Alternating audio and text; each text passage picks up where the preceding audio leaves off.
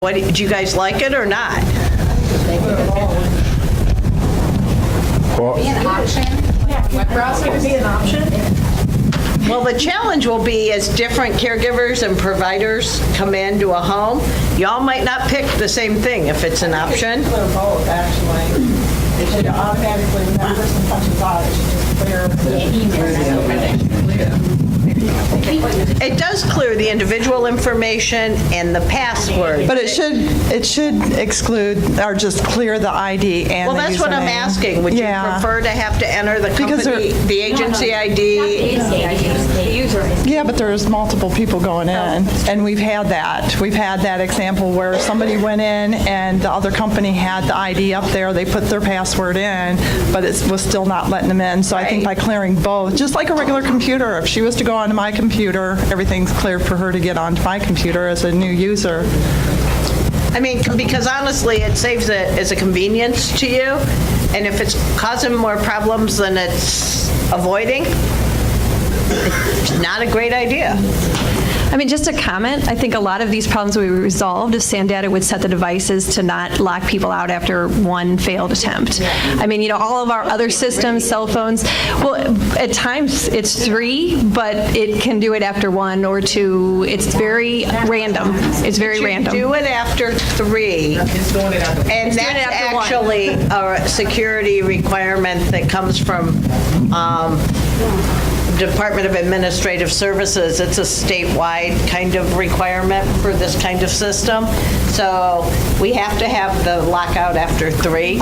That's about maintaining security of data and making sure no one's logging in who shouldn't. I don't know why they want to, because all it does is calculate collect information, but those are some things we have to live within the state structure of. And We have a technical, go ahead, I'm sorry. I have a question. Is there the potential, when they're getting locked out after 2 or 1 attempts, that anyone else could have tried to log in with their information? No. I mean, it could go across days, too. So if you haven't been in a home in 3 days and someone tried 2 days before, It could be the client We've trying seen to. it happen in homes where it's one provider. We've seen it happen in homes where there's, like, it's the mother providing services for the adult child. There's no one else using the device. She's not going to any other homes, so her information would not be in any other device. And we've still seen like a one, boom, they tried to use it and they're on the phone going, it won't let me in after 1 attempt. So in that case, I would call Sandata and get a trouble ticket number and make sure you give them your device number in that kind of an instance so that they can troubleshoot from their end and sort of look to see what's going on with the device, et cetera.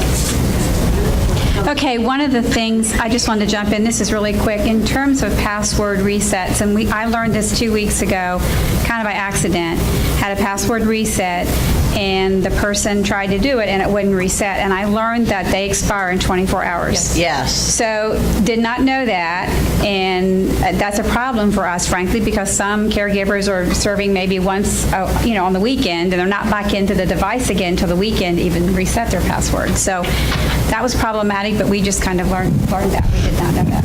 so I could tell you that we also did not prefer that preference either, but that's another state of Ohio requirement that we had to abide by. Even for temporary? Yes. Yeah. Specifically for temporary passwords. Okay, we've got one other set, and we are running out of time, so operational concerns, the exception resets are causing a significant amount of administrative time to be needed to ensure the exceptions are cleared and visits are logged correctly. The feedback that we've received is a lot of these exceptions have to do with some of the issues we're hearing where it's not the agency's sort of fault, rather, but it's the actual device and system. Agencies do not know if and when their providers are logging in correctly or at all until after a visit has occurred. Patients are refusing to use their devices. For Amir, we've covered that. And patients that live in areas where no cell service exists have no uses for devices. We've covered that. So if we want to focus on the first two, what are we working on here? How are we improving it? And we kind of covered the last one. There's nothing that we can do for the patients. So we are working with Sandata to continue to better understand the exception process and to think about what we can do. We don't have any great solutions right now, but we did distribute the list of reason codes at the last stakeholder meeting. One of the things that became clear to us through training and as we've started Go Live is that we probably have too many.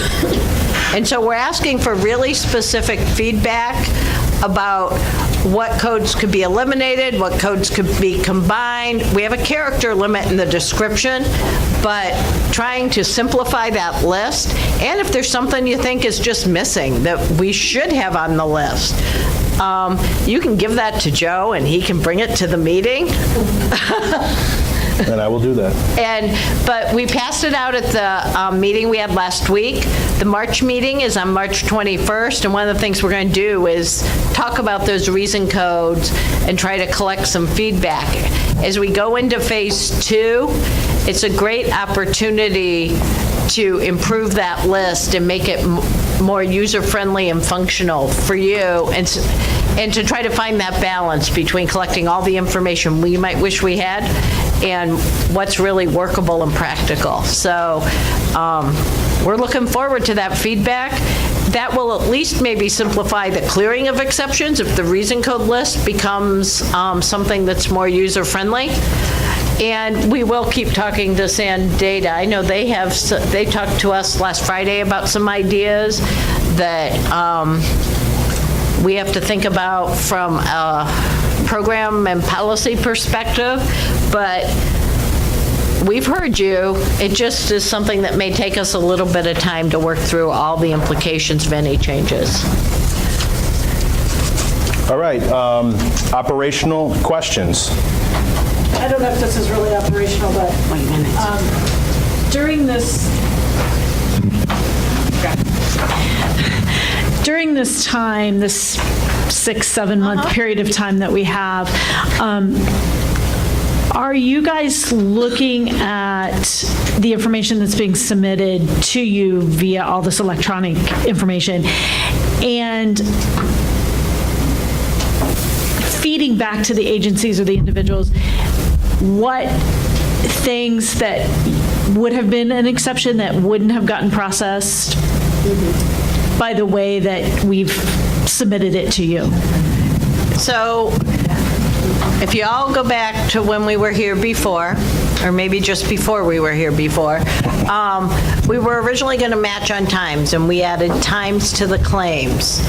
Those times are now optional, but if you put times on your claims through the portal or an EDI transaction, the EVV edits will still apply to your claims. They'll just pay in post. So you'll be able to see you had an EVV issue, but your claim will still pay. So that's really the only way we have today to identify claims that wouldn't have paid. And since claims will process successfully without times, it's really if the provider really has control about whether they see that information. We are looking at the data. We're seeing increases in use. We're seeing the balance between MVV and telephony become more like what we expected. We know that there are about 16,000 individuals with devices that are having visits documented through EVV. Obviously, that's not everybody, and we're trying to understand how.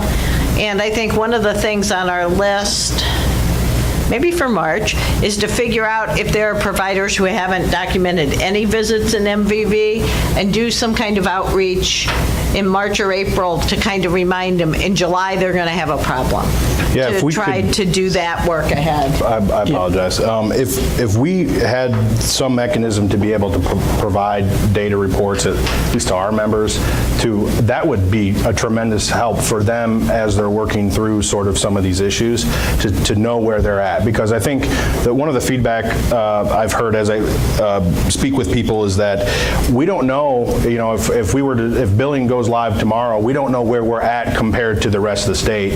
And if the agencies are able to have any of that data to look at what their sort of mistake trends are, they can actually do maybe some enhanced training to their staff to kind of, that would be a huge help. Is that something that we might be able to do?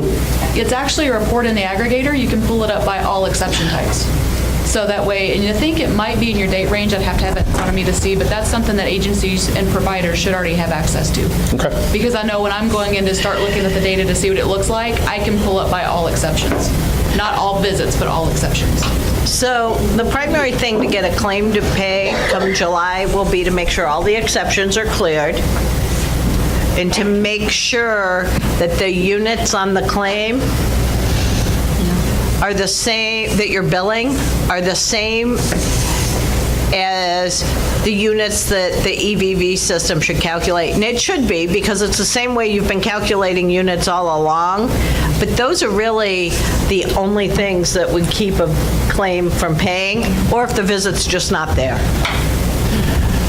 So we don't have any information at this point that would lead us to understand how many visits would be denied yet? Yes. And we won't have that because times aren't required on claims. So we don't have any way to know. Then in substitute of that, do we know how many visits are closed? Because you've given us that information, and that seems to be continually going up. Do we know how many of those visits that are closed without administrative exception clearing? We'll have to look and see what we can learn. We have some tools, we just have to figure out if that's something we can pull out. It How should many be. visits are sitting out there with exceptions open? It should be, in this era of big data, which you're going to use against us. Not against you, to help us all do better. Well, I think that if agencies don't have access to this type of data until the go-live date for billing, that's going to be a huge, huge problem, huge problem. And if agencies are providing services and they're not getting, and they're doing all of their due diligence to be prepared, and they're going to be denied bills, I can speak for our entire state that there is going to be some major issues, and unfortunately, I will be there to have to say some mean things. And I like you, Julie. So. No mean things. No mean things. There's plenty of mean things being said about me on Facebook. Yes. But what I would say is this is why back in December, when we said times weren't required on claims, we encouraged you all to put times on claims so you would have those edits pay and post, so you would get that information. We didn't want to require times. That was a problem for everybody, I think, across the board. But putting them on the claims is the only way you'll see how those edits hit your claims. Okay, we've got 3 more questions, and then we're going to kind of open it up. Okay, so let me... Whoa. Okay, so let me clarify. If we edit our 5010 compliant billing process to put times on, you guys can edit against those times. Correct. And you will. And we will. On our EOBs like next week. Yeah. Those edits are turned on to pay and post today. Okay, so what happens then if I submit a claim next week when my employee didn't use the device? It'll still pay. You'll get the EOB that says there wasn't a visit match found, but your claim will still pay. So the way for us to identify, here's a problem we found in our agency. The first 2 weeks were, wow. Let's have a We thought moment of about putting a silence for the bar first week of in the EVV. lunchroom, but we didn't. After that, it got way better until we started clearing our edits.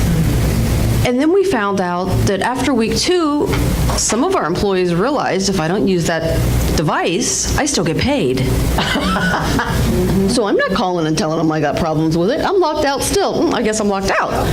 So now we have the problem of going back to staff and saying, no, you really have to use this. So the way to figure out what wouldn't have ordinarily paid is on our EOBs now. if you put times on claims. If you don't put times on claims, though, what happens if there's nothing to edit against? That's right.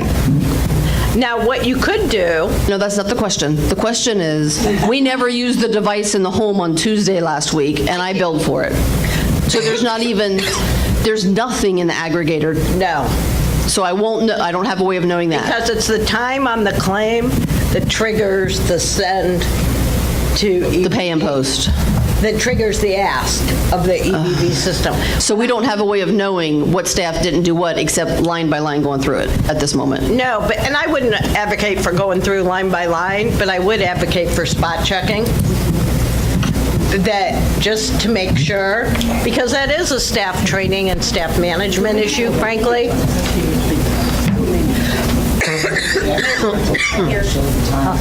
So I have a question.